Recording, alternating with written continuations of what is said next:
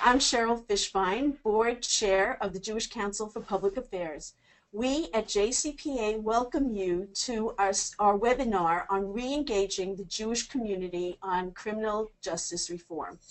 JCPA is launching a new criminal justice reform initiative to mobilize the Jewish community relations field and the broader Jewish community on the civil rights movement of today. This project requires the engagement of the entire field and the partnership of those working at the state and local level. The iniquities faced by people of color in the justice systems constitute one of the most pressing civil rights crises of our time. Regardless of how and why the system was set up, racial disparities are a pernicious and ultimately an unacceptable reality of our criminal justice system.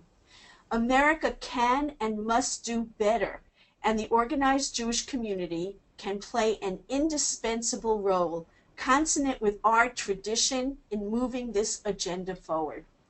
In 2015, the JCPA, consistent with its historic commitment to civil rights, unanimously passed a resolution calling on the Jewish community relations field to engage on mass incarceration and other issues related to racial equality at the federal, state, and local levels. At the federal level, JCPA maintains its commitment to civil rights as an active coalition partner in the Leadership Conference on Civil and Human Rights. Through JCPA's collaboration with interfaith, secular, and Jewish partners, we advocate in the halls of Congress, work with the White House, and weigh in with the courts. Working with the federal government is just one avenue, however. Widespread systemic change will require a groundswell of energy at the state and local levels, the kind of work that local community relations organizations are ideally suited for. To end this crisis, we need to do more than advocate for legislation. We need to be better allies with communities of color. We need to educate ourselves and our community. We need to band together with other communities working on reform, and we need to determine the best way for us to make America a more just and fair society. After the webinar, we will be sending out guides to help you get started on educating, advocating, and mobilizing in your individual communities. And with that, it is my great pleasure to introduce the Honorable Senator from New Jersey, Mr. Cory Booker. Senator Booker won a special election to represent New Jersey in the United States Senate in 2013. Since then, Senator Booker has taken on some of the most difficult issues facing our country, such as reforming our broken criminal justice system, expanding economic opportunity for New Jerseyans, and improving our nation's infrastructure. Prior to his time in the Senate, he served as mayor of Newark, where he presided over the city's greatest period of economic growth since the 1960s. Throughout his 17 years in public service, Senator Booker has established himself as a creative problem solver who seeks bipartisan solutions. Please join me in welcoming Senator Cory Booker. Thank you so much for that great introduction. But more importantly, I'm just so grateful for what the JCPA is really focused on. I'm just grateful for the mission that you all have. I'm a guy who just really loves Judaism and have been studying Torah on and off over the last 2 decades. And if there's any great calling, one of my great moments in Torah is Abraham, before he received the blessing to be the father of many nations. The 2 really celebrated human ideals in that Torah story are, so first, when Abraham was sitting there in pain after self-circumcision, and he saw strangers, people not like him, approaching in the distance. And he didn't just wave them over or say hello. He actually got up, the Torah says, in pain and ran to them. Amazingly, after that, he not only brought them in and gave him they gave them food and drink, some of the best food and drink, but then they revealed themselves to be angels and gave him the blessing. So after that act of tzedakah, after that act of chesed, the next thing that happened is those angels said that they were going to go and destroy a city, which for me as a mayor is a frightening thing indeed. But what did Abraham just do? These were messengers from God. He didn't just relent. He didn't just say, okay, fine. He actually stood up to angels and began to fight for justice. And to me, those twin pillars, goodness, kindness, chesed, tzedakah, and the cause and the fight for justice, those twin pillars are what Judaism, to me, celebrates. And this ideal that we must heal the world, tikkun olam, that mission doesn't just mean taking care of your own folks, your own family, your own community. It means healing the entire world and being agents of goodness and kindness, decency, mercy, and justice in the world. So it is so affirming to me to see an organization like the JCPA who is so focused on this very Jewish mission of world healing, of justice making, of showing kindness and decency. And it is so also celebratory for me to see that that mission has taken you to the issue of criminal justice reform. This is one of America's great shames, in my opinion, to see our nation since 1980 alone have its federal prison population go up 800%. This war on drugs, overwhelmingly, these are folks that are been tied up in the war on drugs. There are more people in jail today for nonviolent drug crimes than all the people in jail prison in the 1970s. And so we have this massive explosion in our population, where we are now at a point where America is only 5%, 4 to 5% of the globe's population, but we have 25%, or 1 out of every 4 imprisoned people on the planet Earth is here in the United States of America. Now, this is a system, though, that doesn't just apply to everyone. Sadly, it's a system that preys upon our most vulnerable Americans. It preys upon the poor, the mentally ill, the sexually assaulted. It preys upon minorities. Now, just take from the racial lens that there's no difference in America between blacks and whites for using drugs. No difference in America for even dealing drugs amongst races. But if you're black in America, you're almost 4 times more likely to be arrested for drug use or drug dealing than if you're white. And Latinos, it's twice as much. And so here's a criminal justice system that in particular focuses on poor and minority folks and is clogging our jails and prison. And it's not helping people. In fact, there's a lot of evidence now that shows it's actually making us less safe as a country. Because what happens is when people get arrested, they then enter a criminal justice system that often makes them worse than when they came in.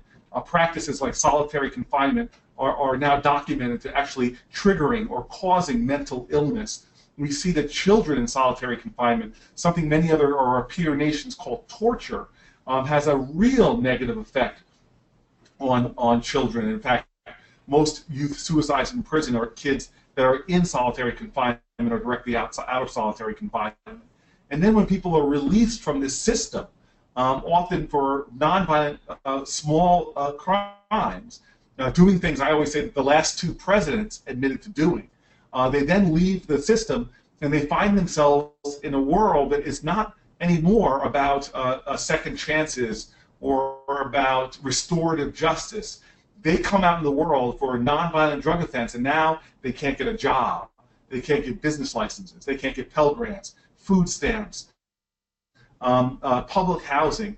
The American Bar Association points to 40,000 collateral consequences for people that are coming out of prison. And remember, these are already poor people, disproportionately, who may not have received great educations, don't already have a good hand of cards to play, but now they've got these collateral consequences that inhibit their ability to integrate back into life. It is so bad, this compounding economic reality that people face coming out of prison, that one study recently has said that if we had incarceration rates similar to our industrial peers, we would have about 20% less poverty in America.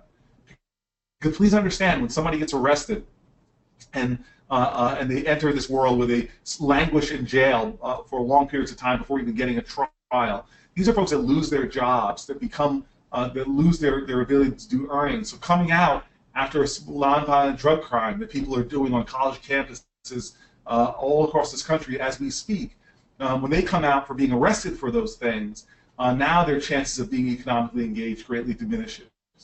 This is a problem that affects all areas of our society, not only public safety, not only poverty, not only affecting economic opportunity, but it also even affects voting.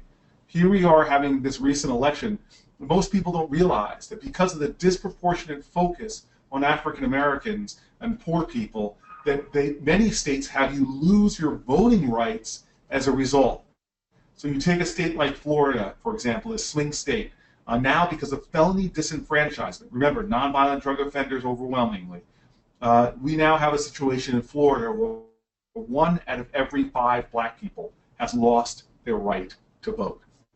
So this is something that very significantly, I think we all should be fighting for.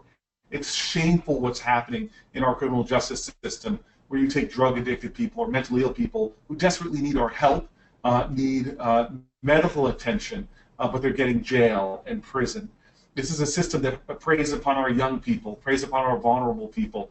And we know for our public safety, states that have been engaging in criminal justice reform and lowering their incarceration rates, they've also seen their crime rates going down as well. So I want to thank you all for being focused on this issue, and I hope you all consider me an ally as we look for things that we can be doing.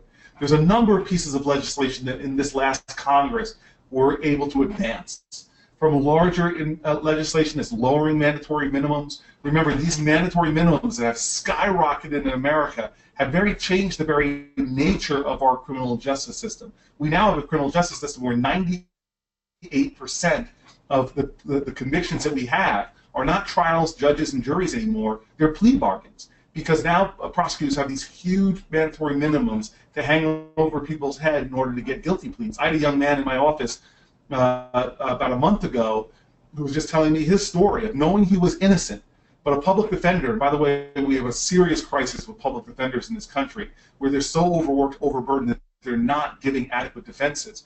Now, where the public defender just said, hey, you should take this deal, time served, you can be out, but he would have been out, a teenager with a felony charge. And he said, no, I'm going to fight this. Well, he said, well, the prosecutor says, if you choose to fight, we're going to move you into adult court, and you're going to face 4 decades or more in prison.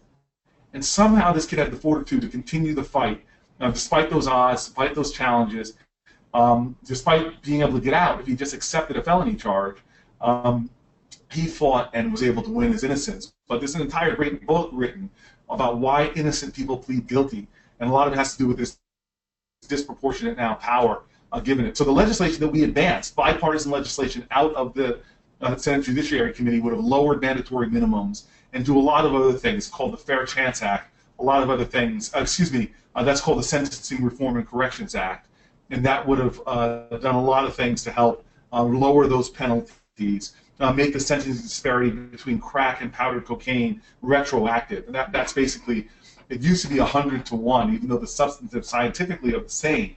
Urban folks, poor folks are more likely to use crack. So there was this horrible disparity that was corrected, not fully, just to 18 to 1. And now there's people, though, that are sitting in jail watching others come in and out of prison on the same charge as them, but because it wasn't made retroactive, they're now stuck in prison. So that bill had moved out as a bipartisan bill, but never got a vote on the floor of the Senate. If it did, it would have passed overwhelmingly. Then there's legislation like I wrote, like the Fair Chance Act, which was a bipartisan piece of legislation. Darrell Issa in the House was with me. Ron Johnson in the Senate was with me. That basically would say if you have a previous nonviolent drug charge in the hiring process, you don't have to check that box. You have to wait until a conditional offer. It actually would help to increase employment with the largest employer in our country, which is the federal government and federal contractors. So I just want you all to know that this is a mission of mine. There's lots of legislation that I've been introducing in partnership with Republicans, bipartisan legislation on everything from everything from solitary confinement all the way to looking at our medical marijuana laws at the federal level. Please understand, medical marijuana at the state level is not in accordance with federal law. It's illegal what they're doing. And a new administration, like we're seeing with somebody like Jeff Sessions potentially being our next Attorney General, they could choose to enforce those laws. So there's a lot of things that we're doing on criminal justice reform. I hope you look to me as a partner. And right now, what I'd love to do is to answer any questions you all might have.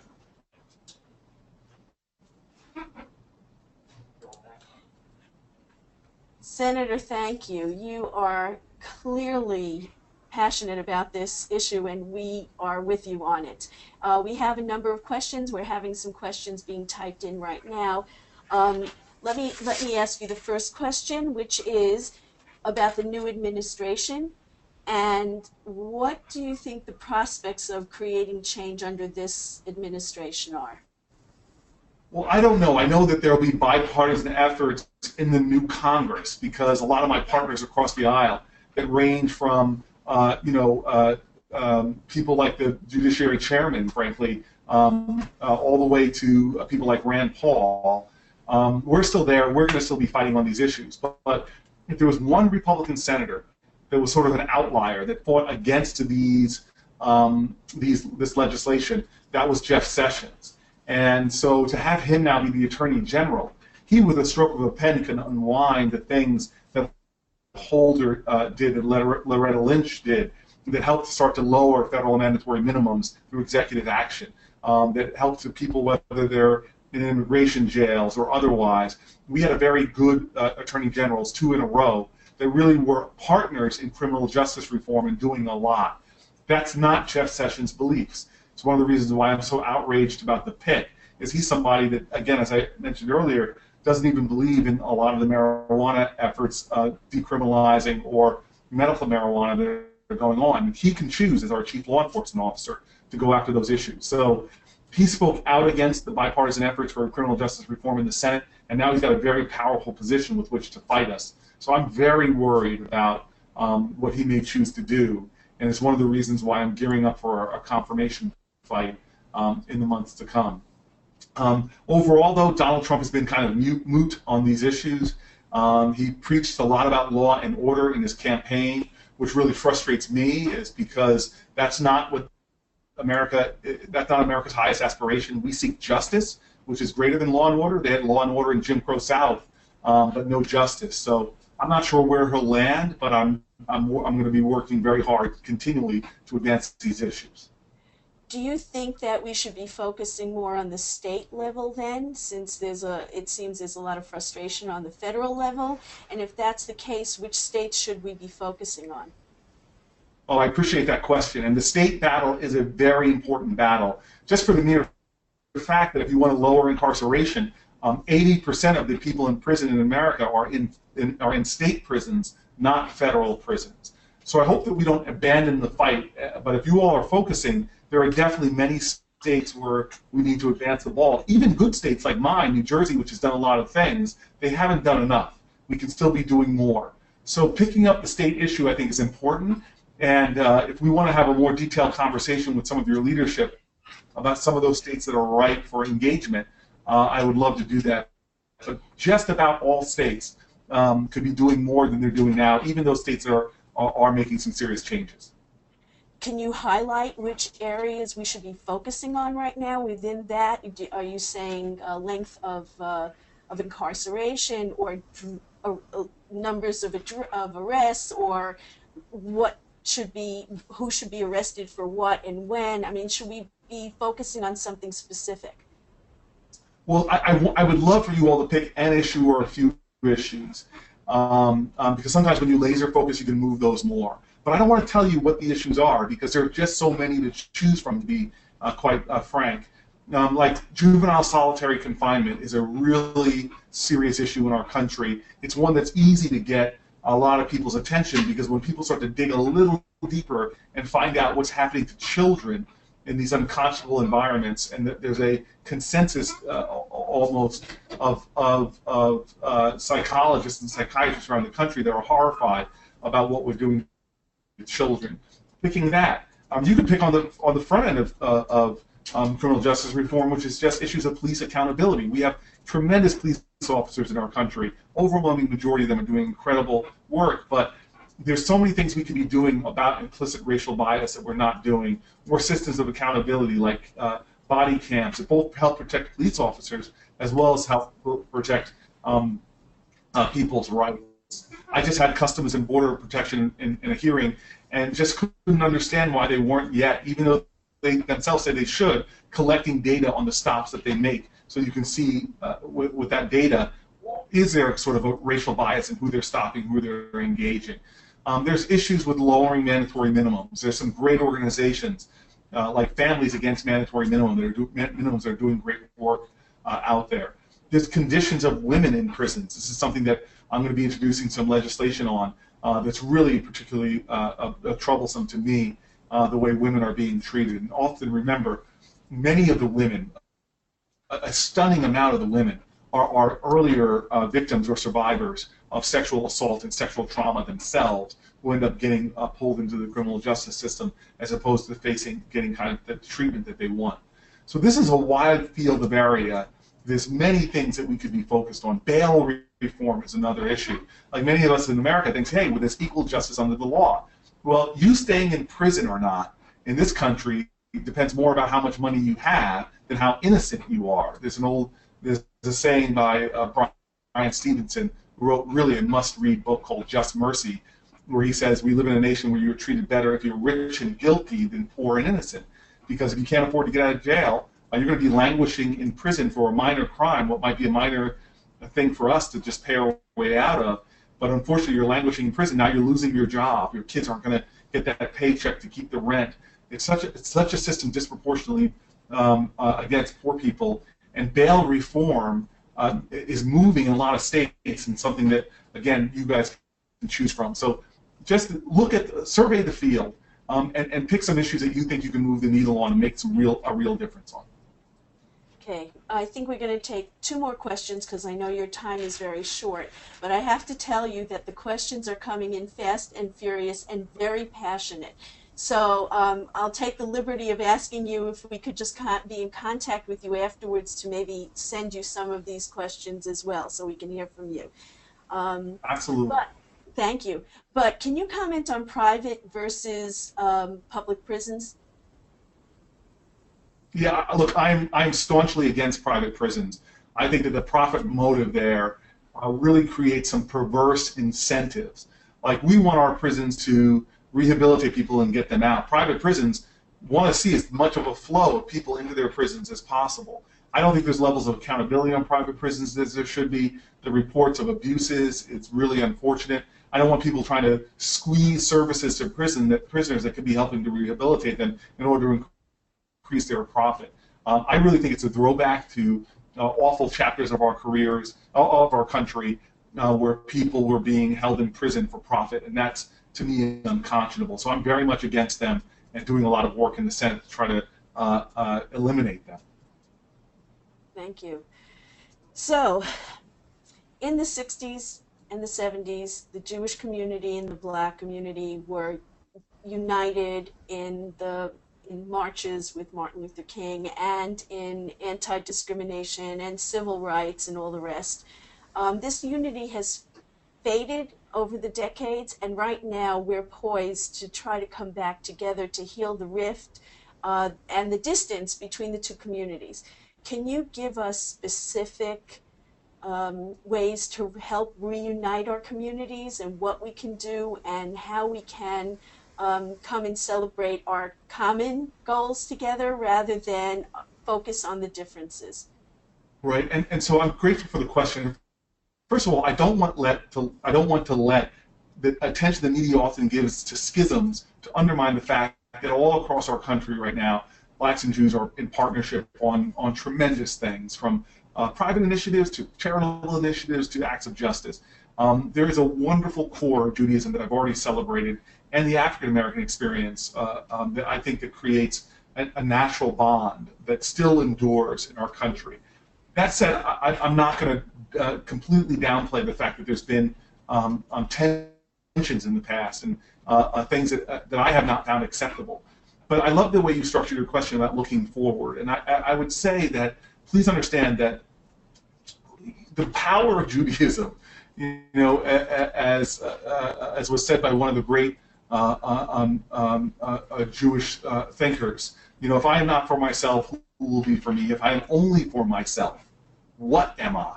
And that's the power of Judaism, is that when Judaism understands that, yeah, we need to take care of Jewish issues, Jewish causes, fight against the rise of anti-Semitism as we're seeing, not just here in the United States, but across Europe and the world. Those are things that Jews should be bounding together, and non-Jews, frankly, should be leading in that fight as well.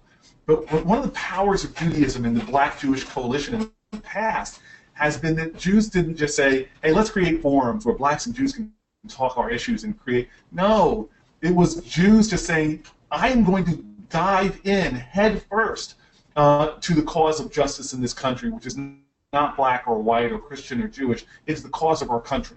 So when Goodman, Cheney, and Schwerner literally died together, it wasn't for the sake of black-Jewish relations.